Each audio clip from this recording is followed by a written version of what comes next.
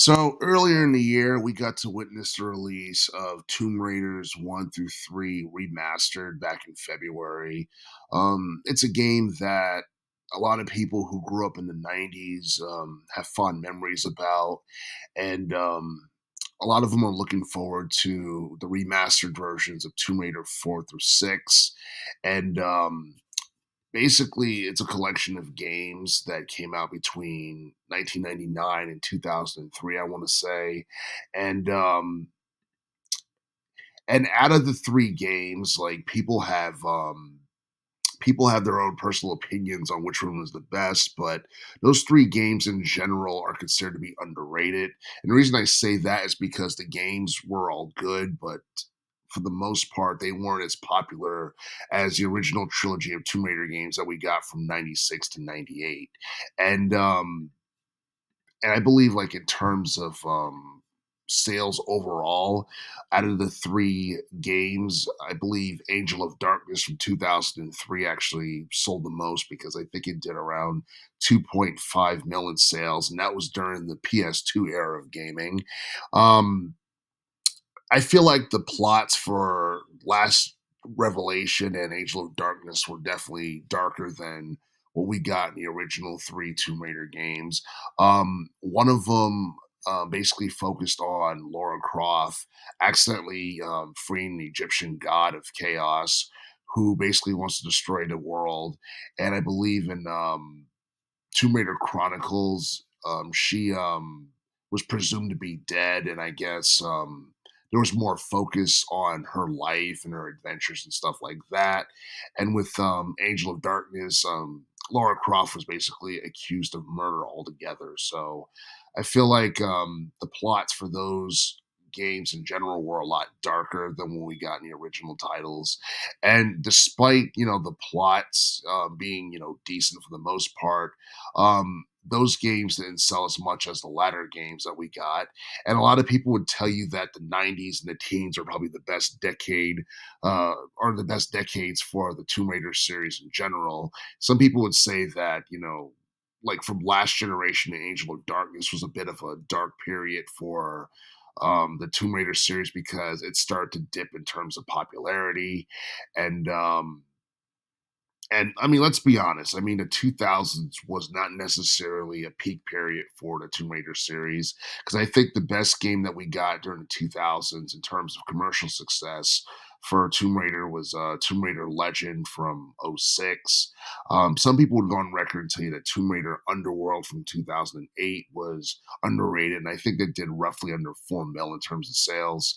But yeah, Tomb Raiders 4 through 6 remastered is supposed to be developed by Aspire and Crystal Dynamics, and it's supposed to be released on February of 2025, I believe around the 14th. So it's pretty much around the same time period as Tomb Raiders 1 through 3 remastered got released earlier this year. And it's going to be on multiple game systems like the PS5, Xbox Series X, PC, and even Nintendo Switch, which is actually pretty cool, because we don't really have too many Tomb Raider games on Nintendo consoles. And, like, Tomb Raider for the most part was never featured on Nintendo back in the day. It was mainly a PlayStation exclusive when it first came out. And then as time went by, it was PlayStation and Xbox, and then, PC and whatever. But I do feel like Tomb Raiders 4 through 6 remastered probably won't stand out too much on the Switch console, and it's a bit surprising that they're not waiting until the Switch 2 comes out. But then again, we have no idea when the Switch 2 is going to come out or when it's going to be announced. We're expecting it to be, I guess, announced next year, and hopefully it'll come out next year, but that's something that's not promised. Um, I'm pretty sure remastered versions of those three games will probably look the best on the PlayStation 5. In terms of sales, I wouldn't necessarily get my hopes up, only because I don't think, casual gamers are too familiar with these three games. And the ones who are probably the most familiar with Tomb Raiders 4 through 6 are ones who were diehard fans of the Tomb Raider series back in the day. So um, I don't know. I can see, like, in terms of sales, maybe it doing like 3 million at most. Um, But I think a lot of people would rather just see a brand new Tomb Raider game from scratch altogether because that's something that people have been waiting to see since 2008. And the last Tomb Raider game we got was Shadow of Tomb Raider, and that did 8.9 mil in terms of sales. So the series is still like really popular, and I feel like the longer we wait for a new Tomb Raider installment, the more it's going to add to its hype, and it's going to make more people interested in buying the game. But like to this day, the best selling Tomb Raider game that we got was the one from 2013, which did over 4 million in terms of sales. And and yeah, I feel like the Tomb Raider series has actually gotten better with age, and it's a bit of a shame that we're not getting like full remakes of, Tomb Raiders 4, 5, and 6, but at least something's being done with it. Those games are getting more exposure.